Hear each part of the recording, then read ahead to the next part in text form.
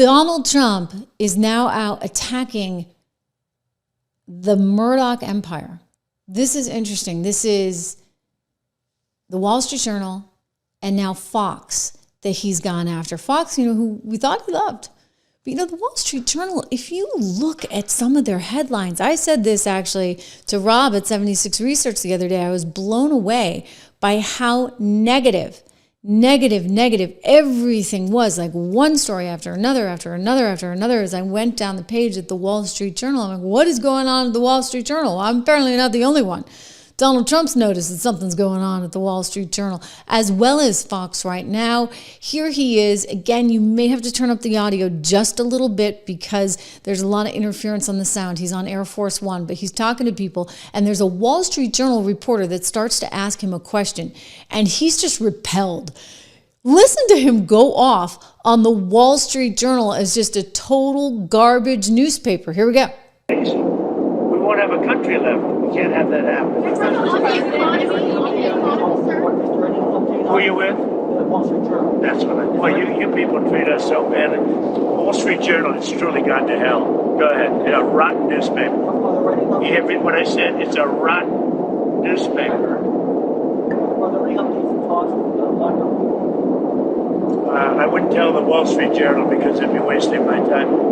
There are talks, but I don't want to talk to the Wall Street Journal. But look, Wall Street Journal is China-oriented, and they're really bad for this country. Go ahead. You say you want a fair deal. You say you want a fair deal with China. What is a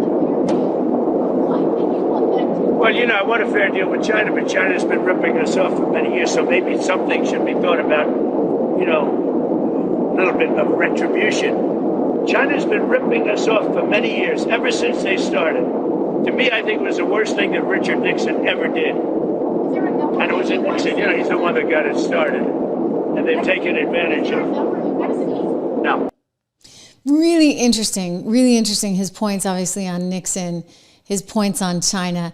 Don't forget, one of the reasons Nixon went into China and opened it up was because there was fear that Russia was going to get too close, the former USSR at that time, to China. And so in an effort to prevent that relationship from forging and therefore being more threatening to us, Nixon recognized the power of China and said, let me go in there and actually try and befriend them with this, capitalism and this opportunity for prosperity. And China took that opportunity, yet simultaneously, never opened itself up fully because it's still a communist country. I don't believe you can have capitalism and communism fully together, but they've got some version of it there in China. And they just grew and they grew and they grew and they grew. And so we used to look at it as an emerging market country. Well, now you're looking at the world's second largest economy, which is why Trump is like, I don't need to give them any kind of special privilege anymore. And he's accusing the Wall Street Journal of being more in bed for China than in bed for the United States of America. Interestingly, that same day, just hours later, he came out against two Fox News personalities, one who hosts a media show, that would be Howie Kurtz. Howie Kurtz was actually defending him a little bit, but kind of in like this passive-aggressive sort of, half-hearted way, because Howie's like trying to be fair, etc. And so somehow Donald Trump caught this show, and he suddenly put out on Truth Social, and I quote, "It is time for Howie Kurtz to retire. Every woke anchor in the business, people that no one watched from CNN, MSDNC, and others, are plastered all over his show with all really negative and fake statements. And then I'm weakly defended," he writes in quotations, "by Howie and his group. Although Ben Dominish has been strong." That's Meghan McCain's husband. "The case Howie makes for me is so pathetic that it would be a lot better if he just didn't say anything." Anyway, that's the way it is. Exclamation point. So he didn't appreciate it. I can tell you that probably the method of madness for Howie is, well, let me bring on some guests and we have some feisty fireworks and we do this debate. But in order to do that debate, you got to be really strong, right? To be able to go back at them and at least have some conviction. And if you don't want to play your hand, right? If you're like, okay, I'm a journalist and I'm not going to fully show what I really, really, really think. And, to a certain extent, he's doing that. Well, then you're not going to be able to really take them on. You got to be able to fight fire with fire, right? In which case you're going to need like a Ben Dominish or somebody else to then go after them. But apparently every time Howie tried to go after him, Donald Trump didn't appreciate it so much. And then the other thing I'd point out is that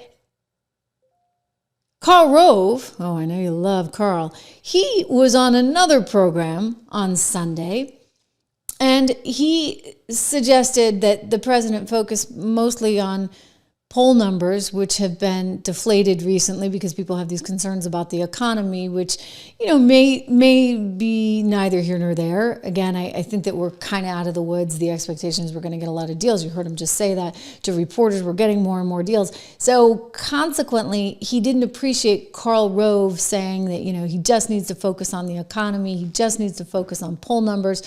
He put out also on Truth Social, quote, "I don't need to have Karl Rove of Fox News to tell me what to do.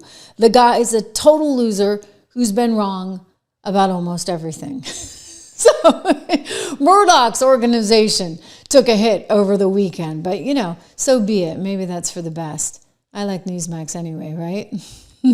I used to work at Fox. You probably know that. Maybe you don't.